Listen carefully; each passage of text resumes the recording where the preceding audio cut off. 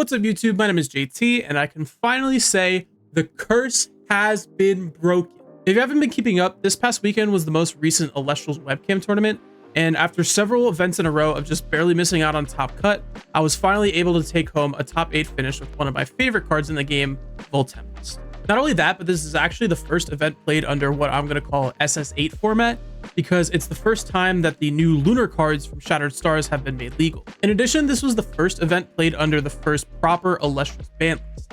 And yeah, it's safe to say that this list changed a lot. I'm going to get into the deck profile of what I played shortly, but first I just want to give a few of my thoughts about my run at the event and how the meta is shaking up so far. If you want to skip out on all the yapping and just go straight into the deck profile, you can head over to this timestamp in the video. So the event as a whole was pretty major. It was, I think, a 55 player tournament, and the majority of players who have won events in the past and top events in the past were all playing. So it was going to be a gauntlet from the beginning. My day actually started off really slow. Round one, I ended up getting 2-0'd in about 10 minutes, just because I drew really poorly, even after mulliganing both games, which was definitely not a good tone setter for how the tournament was going to go right off the bat. But luckily, I was able to clutch up, and I ended up winning my next 5 rounds in a row to finish the Swiss rounds with a record of 5-1 and a 3rd place finish going into the top cut, before I ended up losing in top 8 a really close game 3 to the legend himself, Distant Coder. I went into the event expecting a few things. For one, I thought that Earth Nexus was going to be the best deck in the room by far. I knew that the deck got extremely better with the most recent ban list, even with the limit to Earthquake, just because Echo Links is such a horrifying card. And if you've been playing the game for a while, you know that Thunder decks typically have a very tough matchup into the Earth Nexus decks. So I was really terrified about that deck going into the tournament. Second, I expected that people were going to want to play with the shiny new toy decks. Things like Solar, things like Rhinosect, and especially Draking. I thought were going to be very highly represented in the deck, just because they're like new toys. They all got better with the most recent ban list, and people were just going to want to play them. And I was right in thinking that, because those 4 decks that I just named ended up all being in the top 5 of total representation in the entire tournament. I ended up playing against 3 Earth decks. Funny enough, rounds 1 through 3 were all against Earth decks. I played against 1 Rhinosect Frost deck in round 6. I played against a Thunder Mirror, and I played against a weird, honestly terrifying, like Ascension deck that was playing both Penterror and Centaur in it. Yeah, I don't know either. Overall, it was really nice to just see some more diversity in my matchup spread across the tournament. I was starting to get really tired of going into an event and queuing up into 5s for like 90% of my rounds. It definitely felt nice to play like some new stuff for sure. I was overall pretty happy with my play for the majority of the event too. I hit a wall for a while where it felt like the players around me were just vastly improving, and I was kind of staying stagnant. But for the past couple of events, it feels like I've really been improving steadily. And I'm starting to understand the game on a level now that I need to in order to consistently succeed. I'm really excited to see how the format continues to shake up as we progress for the next several tournaments. Obviously, this being the first tournament of the new format, nothing is set in stone at all. I don't think this format is solved by any means, as we can kind of see with the representation, not only in Top Cut, but for the event overall. There are so many different decks that you can take in the game right now and do well with, which I think is just really good for the game, good for the health of the game going forward. And I'm excited to see what people keep cooking up. I mean, people are testing new decks every single day. There was decks in this event that I didn't expect to see, which is kind of crazy. I know, shout out to Dimax. I know he topped with a deck focusing around Waylands, a card that was kind of like a meme out of the Frostfall meta. And that card like dominated a lot of matchups in the event. So that was really cool to see. And I'm just really excited to see like how people keep continuing to innovate with this game. It is just really kind of crazy how this game is only 3 sets into its lifespan, and there is already so much innovation that you can continue to do with the game. People are still finding out techs from set 1 that they didn't think about at the time that are now starting to rise up in the meta, which is really cool to see. And it just goes to show like this game is so super cool with the kind of applications that you can kind of do. And I'm really excited to see how far it goes from here. Anyway, yapping time over. Let's get right into the deck profile. So like I said before, the deck that I ended up taking to this event is one of my favorite decks of all time. and that is Voltempest. Voltempest is a deck and really a card that I've been very fond of since it was released back in base set. And I actually think it was a really good choice into this format, given the lack of consistent removal options with the most recent limits. Ascensions have been kind of creeping back into the format now that there's more consistent ways to establish Ascension fodder on the field, keeping a guy alive for multiple turns, so you have more opportunities to go into your Ascensions throughout a clash. And as the Ascensions have better payoffs, you'll see decks like this start to creep up in the format going forward, just because these cards by themselves can just be win cons on their own, which is really cool. So let's just get right into the deck profile. Starting off, of course, with the boy himself, the one of Voltempest, and also the double Griffuse to go along with it. This is the middle stage Ascension for the Voltempest line. If you've never read Voltempest, this card is absolutely unbelievably broken. It's a 3-drop 13/10 that allows you to disenchant a wind or a thunder from it to burn your opponent for 3. And also, while Zeus is enchanted, it cannot be targeted by opponent's card effects. Absolutely broken. We absolutely love Tower's Turbos. I do think that this card might be a little too soon for this game to handle, just because there are very, very few options to actually remove this card consistently, which is why the deck itself actually performed very well for me. This card, like I said, is just a win con by itself. Just being able to sit on this for several turns, burn your opponent for 3 every turn, and also just be like a huge body that, like, when you get to a point in the game, if you're not fearing like a Shield of Achilles, just attacking in with a 3 spirit guy is just really, really powerful. Like I said, it's just a win con by itself. And then the Griffuse by itself, like, these are obviously just like an easier way to get into your Voltempest consistently. But it's also like just a decent guy, right? It's still a 5 attacker, 6 with Mount Olympus up. And because we're playing in a format with less removal options, even if this gets like Gorgons, like, and you're not able to perform the Nexus to ascend, it's still very hard to out this guy, right? You still have a lot of back row options to be able to protect it. You're not really too worried about stuff like Laurels or Earthquake as much, having to just hard remove this off the field. It's immune to Cryo Blast too, so like you don't have to worry about that. So even like this card getting Gorgons isn't always the end of the world. Like, it happened a couple times throughout the tournament where this got Gorgons and then it just sat on the field for the turn, and I was able to just do it again next turn. So this card is absolutely really, really good for the deck. Definitely love those cards for sure. Outside of that, like, obviously the primary win con of the deck is the Voltempest, but you're not always going to get to the Voltempest in every game, so you want stuff to kind of support it around it. And realistically, like, the rest of the deck that we're playing is just kind of a bog standard Thunder Nexus deck, which, going off the results of the tournament, is a pretty good deck in by itself.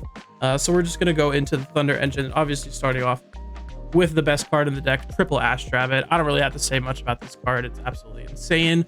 The best part about playing Ash Rabbit in an actual Thunder deck is that you have a lot of synergy with Zeus and Mount Olympus. That ends up kind of making your Ash Rabbit an attacker a lot of the time, which is also very, very cool. And then this is also, because it's still a 5 defense, 6 with Olympus up, it is one of the most difficult cards in the game to out in one turn, meaning it is like the easiest thing to kind of just stick as Ascension fodder for your Griffuse and Voltempest plays. Next up, we do have the triple Elichick and the triple Jolton. Just as your consistency tools, you want to be able to get to your Zeus and your Mount Olympus as much as possible. And they're also just really good stat lines too. Like, this deck, it tends to be a little bit more defensive because you are trying to go for your Ascension plays, so you don't really want to try and attack into anything like any kind of counter runes that could potentially mess up your plays. But in the chances that you do need to be more aggressive and try to remove problem threats off your board, these being good stat lines is obviously very good to do that. Mount Olympus makes all these guys 5s, which is obviously, as we've established, probably like the standard stat line that you want to be for like a beater. So these cards are all very, very good. And the other Thunder guys in our deck, we are playing 2 Toxion and 2 Quackle to round out our Thunders. Toxion is just obviously another very good card. It's another 4 stat line, 5 with Olympus up. So it's another good beater, and it's also helps you get into a spot in the game of what I call Volt range. Essentially, with the Voltempest line, you don't really want to shotgun it usually, unless like the the situation calls for it. But typically you kind of want to play the game out for a couple turns, try to increase your advantage with cards like Ash Rabbit, with cards like Elechick, turn by turn, and then once you're in an advantageous position, then you can drop the Volt and just win the game from there. Toxion helps you do that by dropping your opponent's spirit count lower to the point where they have to start thinking about how they're using their counter runes, how they're using their spirits, and it tends to back them away from wanting to be more aggressive, which then in turn helps your strategy because you're trying to be a little bit more defensive, so they can't really counteract you sticking your guys on the field. So I really like Toxion for that. And then Quackle, just more healing. It kind of like is the inverse of Toxion in that sense, where if you are continuously like using Quackle and Ambro to heal yourself throughout the game, your opponent will start to kind of take a step back in their aggression, because at some point, like, the spirit differential is just going to get too large for them. So if you're staying up on spirits the whole game, then your opponent's going to have to play in a way that's either overly aggressive and then they just get blown out by a bunch of cards, or they're going to try to take a step back and play more low to the ground, use less spirits to try and even out the spirit differential. So Quackle is definitely still a very good card. And then the only honorary Thunder card I'm playing, aka the only non-Thunder Elestral, is a little bit of a spice pick, I would say. We're playing 2 copies of Moose Station in the main deck. This card is really good in this deck, and it's kind of weird to say, but there's so many applications with this card because it can be both used as an attacker. Obviously, the six stat, being able to swap stats, and having a 6 attacker on the board helps you out some problematic cards, because most of your guys are like 4 attack and lower. So anything that's like a 5 stat natively is typically like pretty good into your deck, unless you have like Olympus up. So if your opponent drops like a 5 stat guy, you want to have an easy way to kind of like out those so they're not problematic with you sticking a guy later on in the clash. So having like a Station to be able to out those is really nice. But also the main goal of this deck, as I kind of mentioned, is you just want to be able to stick a guy, right? You just want to have a guy that survives a turn, so you can then ascend into your Griffuse or ascend into your Voltempest and then kind of take over the game from there. And Mistation is still a 6 defender natively, which means that this card does not have to be properly enchanted to be very hard to out. There's a lot of times where I'll just have this card on the field in defense with a Thunder Spirit, and my opponent just can't out it just because it's such a big ass. So it'll come back to me, and then I'll have a Thunder enchanted guy. I can just hard ascend into Griffuse and then get my Voltempest on the board that way. It's really good applications in this deck. I really enjoyed having this card in the deck. Every single time I had it, it had some kind of application to help me win the game. So I definitely really enjoyed the Station. Those are the only Elestrals that we're playing. We're actually playing 18 Elestrals, but I'd say the biggest issue with the deck right now is that I don't think we're playing enough Elestrals. The reason being is, yes, we're playing 18 Elestrals, but 3 of those are the Voltempest and the Griffuse, which you can't really rely on to get pressure. They're not 1-drops, obviously, so you're really only playing 15 1-drops, which I think might be a little bit too low for the deck. There wasn't a lot of games that I was playing throughout the tournament where I was just missing guys, right? I would draw a hand that would have 1 guy, and if that 1 guy gets outed, then I'm kind of in tough luck. I have to start expending to draw, and then the more times you're expending to draw to find guys, the more difficult it is, so you really only have the one consistency tool in Ash Rabbit to find those things. You don't have the Elestral searches like other decks do. You don't have any Smoltugas, no Narpoons, no anything like that. So you kind of just have to rely on your consistency from Ash Rabbit. And if you don't see Ash Rabbit, you're just top decking at that point. So I definitely want to. I think the one issue that I have with this deck is the Elestral count. And I think going forward, if I was to test this deck, I would try playing a few more guys in the main deck for sure. But moving on to the runes now. The main namesake of the deck, we are playing Triple Zeus. I've seen a lot of like other Thunder lists playing 2 Zeus. Obviously, you want to have the 3rd Zeus in this list because that synergizes with Voltempest and Griffuse. You want to be able to see this card as often as possible.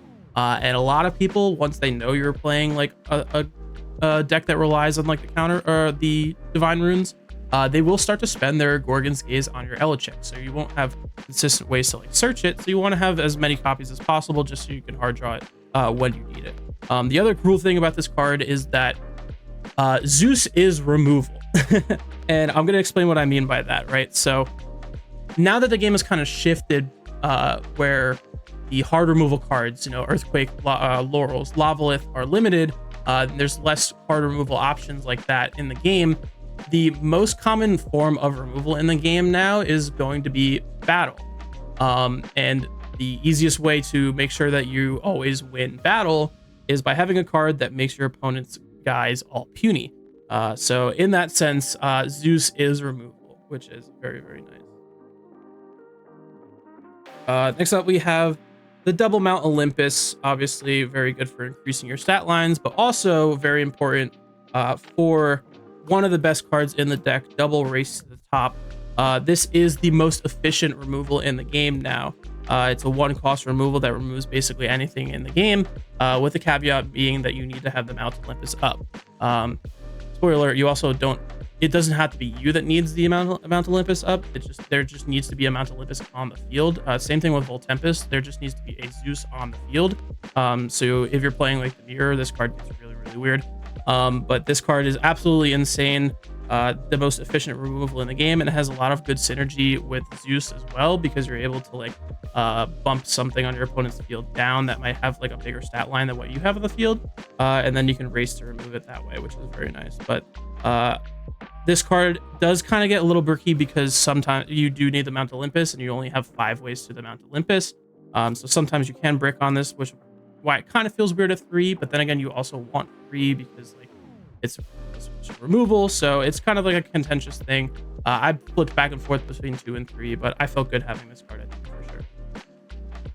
And then the main reason why I felt good about having that card at 2 is because we are still playing 1 each of the limited Earthquake and Resting on Your Laurels, because they are the easiest way to remove an Elestral off the board in the game.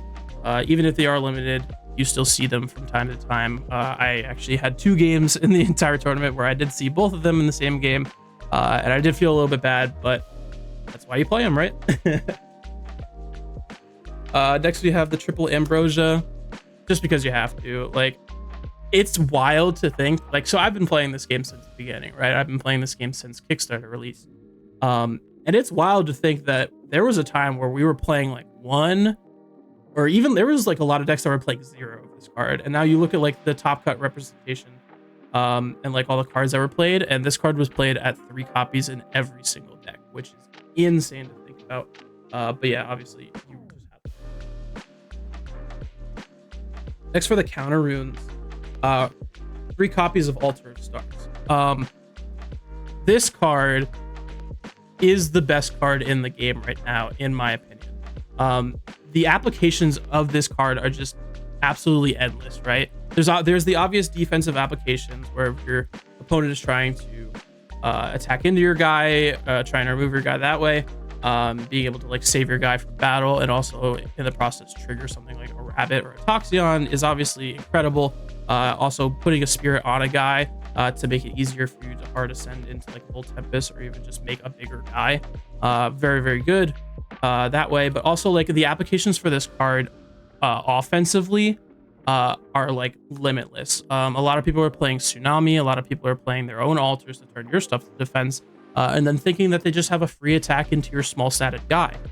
The fun part about altar is that it doesn't change the board state. So once your opponent enters the attack step with your Elestral, if you alter to change your Elestral back to attack, the battle will still go through unless something else changes.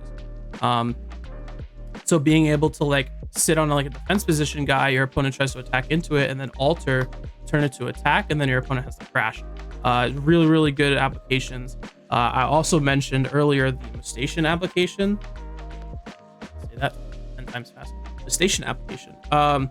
Where with this card, you can either use it as like a water attacker, where you enchant it with a water and then use its effect to swap its stats and make it a 6 attacker, or you can enchant it with a thunder and make it a 6 defender that can just sit there forever. The cool thing about this card is that if you have Altar and a Nexus Bank, you can do both, which is just another reason why this card is absolutely insane in this deck. I really do think like this card is probably the best card. I mean, it's definitely the best counter rune in the game. I don't know about best card 100%, but I definitely think it's up there in contention for the best card in the game right now. And you could just see that based off of like the representation of Top Cut of the most recent tournament. I mean, most of the decks in Top Cut, from what I know, were playing this card. So just an absolutely insane card. Next, for the rest of the counter runes, we are on Triple Gorgon's Gaze and Double Tsunami. These are just the counter runes that I felt gave me the best chance of letting my guy survive on the board. Like I said, the main goal of this deck is to just stick a guy for one turn. And I feel like cards like Gorgons and Tsunami give me the most efficient and easiest ways to reliably stick my guys on the board. I'm not playing a card like PTA. I've seen a lot of people playing PTA in this format. And I do think that card is very, very good. But just for the purposes of my deck, I felt like Poison Tipped Arrow was a card that wasn't guaranteed to make my guy stick, right? So like PTA is good for removing cards off the board, but it doesn't guarantee that your Elestrals are going to survive battle. You know, I expected a lot of Earth. There was a lot of Thunder being represented, and there was just a lot of guys with really big stats. So making your opponent's Elestral lose to attack for a turn doesn't necessarily mean that they can't beat over your board, which I felt like was definitely counterintuitive to my deck in that sense. So I decided to forego a card like PTA just for that reason. And I felt like these cards were definitely much better suited for that purpose. And then the final card in the main deck is actually going to be another kind of spicy addition, and that is 2 copies of Helios Chariot Ride in the main deck. Helios is a card that really has been unexplored since the beginning of the game. I feel like this card has just been waiting for the right deck to be broken, and I think that I kind of found it in Voltempest. It kind of found its home in Voltempest. This card is absolutely insane in this deck. There's the obvious application of it makes your Voltempest play safe, right? You know, if you have a Griffuse that you're able to ascend into and you don't want to get hit by Gorgons, you can flip a Helios and kind of insulate your board from Gorgons that way. Or if you want to like play around, like if you really want to get an attack in with your Voltempest and you're worried about a shield being set, flipping this to make sure that your Voltempest attack goes through, stuff like that. Very, very good card. The other thing that this card is absolutely insane for is that it has offensive applications, right? So it's the same idea as Altar of Stars in that sense, right? You have the obvious defensive applications where you're trying to protect your board from stuff, but you have offensive applications with this too, just to be able to ensure that your removal is going through. Like I mentioned earlier, that battle is the most common form of removal in the game right now. And the easiest way to ensure that your battle will go through is obviously to flip your Helios Chariot Ride. The other thing that you can do with this card is using it on your opponent's turn to insulate you from removal. This is a little bit more prevalent in the last format because there were so many copies of Earthquake and Laurels flying around, but it is still very good now into cards like Cryoblast, and especially I think my favorite application of this card is using it to stop any runes, including stuff like Ambrosia. It happened one round in the event where my opponent was getting very low on spirits, and they had a bunch of cards in hand that they hadn't played in a while. You know, they were just sitting like on a bunch of cards in hand. And I kind of figured like he's probably just sitting on some Ambrosias, or even just like cut him off for an Ambrosia. I'm just going to flip Helios in his draw phase, make sure he can't Ambrosia, and then I have Voltempest play next turn. That can basically just seal the game on the spot because he's so low on spirits. So being able to cut your opponent off on their turn as well is just really, really good application. Also, because I did expect a lot of decks to go back to playing Divine Runes in this format. I've already mentioned Earth. I mentioned the Thunder Mirror, stuff like Solar. I expected to be very popular. Poseidon decks to be very popular. Being able to cut your opponent off of a turn of using their Divine Runes so you can push advantage next turn. Very, very good card for that as well. So I definitely think this card absolutely overperformed in this deck for the entire format. Very, very good card. Moving on to the spirits. The spirit count is fairly simple. Nothing too crazy. We are very heavy on the thunder, so we're playing 13 thunder spirits for the majority of the thunder cards. We're playing 4 waters for the tsunamis, and also to have at least one activation of armor station where possible.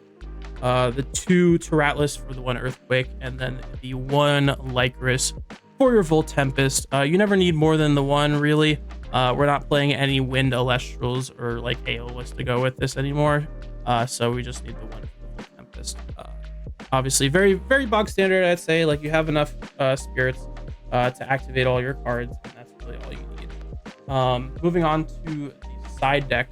The side deck I had carefully curated over like weeks of testing with this deck, and I really do think this is as close to perfect as a side deck could get for this deck. I was really, really happy with how the side deck performed. Every single card came in and was utilized at least once throughout the tournament, and I just really, really enjoyed all of them. So let's go, starting with 3 copies of Boombat. This is pretty standard now in the format, I would say. Boombat has been seeing a lot of play in the majority of decks, just as like very easy removal that isn't rune based, so it's good into other like kind of towers decks, stuff like Wasp Ivy I know is seeing a lot of play, Chronodile is seeing a lot of play. I know Sonicore even topped the event. This card just absolutely destroys Sonicore, so it's very nice to have that. And then you also, because it is part of the Thunder archetype, you have some incidental synergy with cards like Zeus, and like paired with Zeus and like Olympus, you're able to like make Boombat into like an attacker sometimes. So you're able to like cast the Boombat, and instead of just right away tripping it off to kill something, you can just go to battle and attack over something, and then your opponent has 1 turn to like remove the Boombat, or else you can kind of just threaten every single turn with an enchant Boombat, disenchant the pop, and then keep attacking for 1 every turn. So this card definitely has a lot of synergy with the deck. I really, really enjoyed it. We're playing the 3rd Quackle because need more cards for time, man. What can I say? Just, that's pretty much it. And then the last Celestial we're playing in the side deck is we're playing 2 copies of Galaxy. This is a little bit of a spice card too. I've actually seen a couple of the other lists in Top Cut citing this card, and the reasoning behind it, as I understand it, or at least why I've ended up playing it, is for the Draking deck mostly. We all expected to see Draking be highly represented in the event, and I think it ended up being the 2nd or 3rd highest represented deck in the entire event, even if it didn't convert into Top Cut. But Galaxy kind of just invalidates that card because Draking only has 4 defense, so summoning a Galaxy and attacking over it is very real. The other thing I was really scared about that kind of also goes in hand with the Draking deck is a card like Curubus. Curubus right now stands as one of the only Elestrals in the entire game that can single-handedly remove Voltempest from the board, because the Curubus pop is non-targeting. So I was a little scared about running into decks that were playing Curubus. So Galaxy luckily outs Curubus as well, because Curubus only has 2 defense. So being able to kind of insulate myself against that was very, very nice. So this card came up a couple times, and it definitely helped me for sure. Really, really good card. Next, we're playing 3 copies of Cryoblast. This is a very interesting card because obviously for most decks, this is like the premier removal now that cards like Earthquake and Laurels are gone. My only issue with it is that it's not fantastic into every single matchup, right? So like I said earlier, the matchups that I expected the most, Earth, Draking, and Solar, they're all very... They all don't really care about Cryoblast, right? So like with Earth, Echolinks is a 3 defense, Mudlet's a 3 defense. Anytime they have like full way up, you like can't hit anything with this card except like a Must Station, which most Earth lists I don't even think are playing anymore. Into Solar, like the majority of their guys outside of like Lumaru and Nebulio all have like 4 defense, so like you can never hit anything in that with this card. Same thing in the water decks. They're mostly like big statted guys that typically can't be outed by Cryoblast. And it also has like a really weird interaction with Galaxy and Station, which I still don't agree with, but it is what it is. The reason I still wanted to side this card though is because I did figure that the Thunder Mirror was going to be very real, and this card is really good into the Thunder Mirror, particularly because my typical side deck plan into the Thunder Mirror is I actually go and I side out my entire Race to the Top engine. As soon as I know that I'm playing into the Thunder Mirror, these 7 cards all come out in games 2 and 3. And the Cryoblasts go in. I'll usually put like the Boombats in, maybe the Quackles or the Galaxies, stuff like that. So these are just like the easiest cards to slot that into these slots for extra removal, because it is very, very good into the Thunder Mirror. It's also still good into 5s, where those cards are being played. So this card was definitely still good into the matchups where it came up. I definitely think side decking this card is correct right now. We're playing the 3rd Tsunami in the side deck just for extra defense, in case like I know I'm playing into a deck that like has heavier removal options. I'll try to, or bigger statted guys, I should say. I'll side into the 3rd Tsunami to kind of protect my board. And then we're also siding the triple Shield of Achilles. I know a lot of decks were main decking this. I just, like I said earlier, I think that Tsunami for the purposes of this deck is just better because it's more efficient and it's typically more guaranteed. I wouldn't say more guaranteed, but it's typically it's just more efficient, more spirit efficient to keep my guys on board that way. Shield of Achilles obviously is good into any deck that doesn't care about Tsunami, any kind of water matchup, tracking, stuff like that. And also into other kind of big Ascension decks, being able to just bounce their Ascensions that way. This card is very, very good.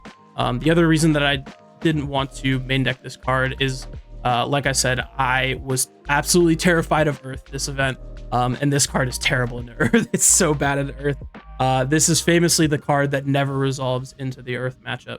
And I wanted to give my main deck as good of a chance to beat Earth as possible, since that is my worst matchup.